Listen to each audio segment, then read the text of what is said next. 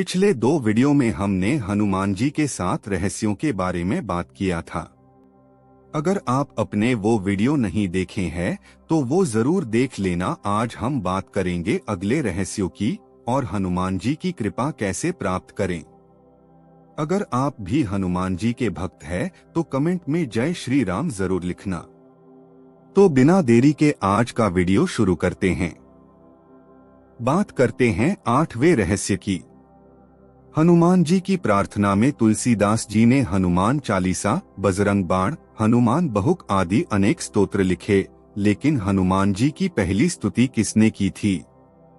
तुलसीदास जी के पहले भी कई संतों और साधुओं ने हनुमान जी की श्रद्धा में स्तुति लिखी है, लेकिन क्या आप जानते हैं सबसे पहले हनुमान जी की स्तुति किसने की थी? जब हनुमान जी लंका का दहन कर रहे थे तब उन्होंने अशोक वाटिका को इसलिए नहीं जलाया क्योंकि वहां सीता जी को रखा गया था। दूसरी ओर उन्होंने विभीषण का भवन इसलिए नहीं जलाया क्योंकि विभीषण के भवन के द्वार पर तुलसी का पौधा लगा था। भगवान विष्णु का पावन चिन्ह शंख, चक्र और गदा भी बना हुआ था। सबसे सुखद तो यह कि उनके घर के ऊपर राम नाम अंकित था। यह देखकर हनुमान जी ने उनके भवन को नहीं जलाया। सब सुख लहे तुम्हारी सरना, तुम रक्षक काहू को डरना। हनुमान की शरण में भयमुक्त जीवन। हनुमान जी ने सबसे पहले सुग्रीव को बाली से बचाया और सुग्रीव को श्री राम से मिलाया। फिर उन्होंने विभीषण को रावण से बचाया और उनको राम से मिलाया। हनुमान जी की कृपा से ही दोनों को ही भयमुक्त जीवन और राजपद मिला। इसी तरह हनुमान जी ने अपने जीवन में कई राक्षसों और साधु संतों को भयमुक्त और जीवन मुक्त किया है। बात करते हैं 9वें रहस्य की। हनुमान जी की पत्नी का नाम क्या आपने कभी सुना है कि हनुमान जी का विवाह भी हुआ था?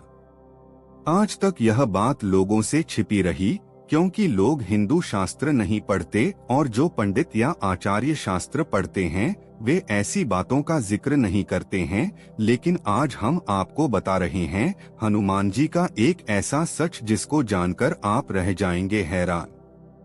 आंध्र प्रदेश के खम्मम जिले में एक मंदिर ऐसा विद्यमान है जो प्रमाण है हनुमान जी के विवाह का। इस मंदिर में हनुमान जी की प्रतिमा के साथ उनकी पत्नी की प्रतिमा भी विराजमान है। इस मंदिर के दर्शन करने के लिए दूर दूर से लोग आते हैं। माना जाता है कि हनुमान जी के उनकी पत्नी के साथ दर्शन करने के बाद पति पत्नी के बीच चल रहे सारे विवाद समाप्त हो जाते हैं। उनके दर्शन के बाद जो भी विवाद की शुरुआत करता है उसका बुरा होता है। हनुमान जी की पत्नी का नाम सुवर्चला था। वैसे तो हनुमान जी बाल ब्रह्मचारी हैं और आज भी वे ब्रह्मचर्य के व्रत में ही हैं। विवाह करने का मतलब यह नहीं कि वे ब्रह्मचारी नहीं रहे। कहा जाता है कि पराशर संहिता में हनुमान जी का किसी खास परिस्थिति में विवाह होने का जिक्र है। कुछ विशेष परिस्थितियों के कारण ही बजरंगबली को सुवर्चला के साथ विवाह बंधन में बंधना पड़ा। इस संबंध में एक कथा है कि हनुमान जी ने भगवान सूर्य को अपना गुरु बनाया था। हनुमान जी भगवान सूर्य से अपनी शिक्षा ग्रहण कर रहे थे। सूर्य कहीं रुक नहीं सकते थे, इसलिए हनुमान जी को सारा दिन भगवान सूर्य के रथ के साथ साथ उड़ना पड़ता था और भगवान सूर्य उन्हें तरह तरह की विद्याओं का ज्ञान देते। लेकिन हनुमान जी को ज्ञान देते समय सूर्य के सामने एक दिन धर्म संकट खड़ा हो गया। कुल 9 तरह की विद्याओं में से हनुमान जी को उनके गुरु ने 5 तरह की विद्याएं तो सिखा दी, लेकिन बची 4 तरह की विद्याएं और ज्ञान ऐसे थे जो केवल किसी विवाहित को ही सिखाए जा सकते थे। हनुमान जी पूरी शिक्षा लेने का प्रण कर चुके थे और इससे कम पर वे मानने को राजी नहीं थे। इधर भगवान सूर्य के सामने संकट था कि वे धर्म के अनुशासन के कारण किसी अविवाहित को कुछ विशेष विद्याएं नहीं सिखा सकते थे। ऐसी स्थिति में सूर्यदेव ने हनुमान जी को विवाह की सलाह दी। अपने प्रण को पूरा करने के लिए हनुमान जी ने विवाह करने की सोची, लेकिन हनुमान जी के लिए वधू कौन हो और कहां से वह मिलेगी? इसे लेकर सभी सोच में पड़ गए। ऐसे में सूर्यदेव ने अपनी परम तपस्वी और तेजस्वी पुत्री सुवर्चला को हनुमान जी के साथ शादी के लिए तैयार कर लिया। इसके बाद हनुमान जी ने अपनी शिक्षा पूर्ण की और सुवर्चला सदा के लिए अपनी तपस्या में रत हो गई। इस तरह हनुमान जी भले ही शादी के बंधन में बंध गए हो, लेकिन शारीरिक रूप से वे आज भी एक ब्रह्मचारी ही हैं। बात करते हैं आखिरी रहस्य की। एक वेबसाइट का दावा है कि प्रत्येक 41 साल बाद हनुमान जी श्रीलंका के जंगलों में प्राचीन काल से रह रहे आदिवासियों से मिलने के लिए आते हैं। वेबसाइट के मुताबिक श्रीलंका के जंगलों में कुछ ऐसे कबीलाई लोगों का पता चला है जिनसे मिलने हनुमान जी आते हैं। इन कबीलाई लोगों पर अध्ययन करने वाले आध्यात्मिक संगठन सेतु के अनुसार पिछले साल ही हनुमान जी इन कबीलाई लोगों से मिलने आए थे। अब हनुमान जी 41 साल बाद आएंगे। इन कबीलाई या आदिवासी समूह के लोगों को मातंग नाम दिया गया है।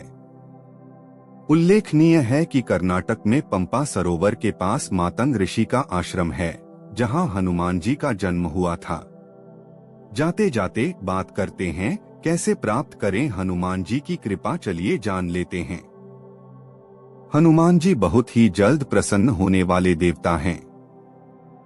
उनकी कृपा आप पर निरंतर बनी रहे, इसके लिए पहली शर्त यह है कि आप मन, वचन और कर्म से पवित्र रहें, अर्थात कभी भी झूठ न बोलें, किसी भी प्रकार का नशा न करें, मांस न खाएं और अपने परिवार के सदस्यों से प्रेमपूर्ण संबंध बनाए रखें। इसके अलावा प्रतिदिन श्री हनुमान चालीसा या श्री हनुमान वडवानल स्तोत्र का पाठ करें। मंगलवार और शनिवार के दिन हनुमान जी को चोला चढ़ाएं। इस तरह ये कार्य करते हुए आगे बताए गए उपाय करें। हनुमान जयंती या महीने के किसी भी मंगलवार के दिन सुबह उठकर स्नान कर साफ कपड़े पहनें। एक लोटा जल लेकर हनुमान जी के मंदिर में जाएं और उस जल से हनुमान जी की मूर्ति को स्नान कराएं। पहले दिन एक दाना साबुत उड़द का हनुमान जी के सिर पर रखकर 11 परिक्रमा करें और मन ही मन अपनी मनोकामना हनुमान जी को कहें। फिर वह उड़द का दाना लेकर घर लौट आएं तथा उसे अलग रख दें। दूसरे दिन से एक एक उड़द का दाना रोज बढ़ाते रहें तथा लगातार यही प्रक्रिया करते रहें। 41 दिन 41 दाने रखने के बाद 42वें दिन से एक एक दाना कम करते रहें। जैसे 42वें दिन चकुस, 43वें दिन 39 और 81वें दिन एक दाना। 81वें दिन का यह अनुष्ठान पूर्ण होने पर उसी दिन रात में श्री हनुमान जी स्वप्न में दर्शन देकर साधक को मनोकामना पूर्ति का आशीर्वाद देते हैं। इस पूरी विधि के दौरान जितने भी उड़द के दाने आपने हनुमान जी को चढ़ाए हैं, उन्हें नदी में प्रवाहित कर दें। आज के लिए इतना ही। और हाँ, वीडियो अंत तक देखने के लिए धन्यवाद। मिलते हैं नेक्स्ट वीडियो में। धन्यवाद। जय श्री राम। अगर वीडियो अच्छी लगे तो लाइक और चैनल को सब्सक्राइब जरूर कर देना।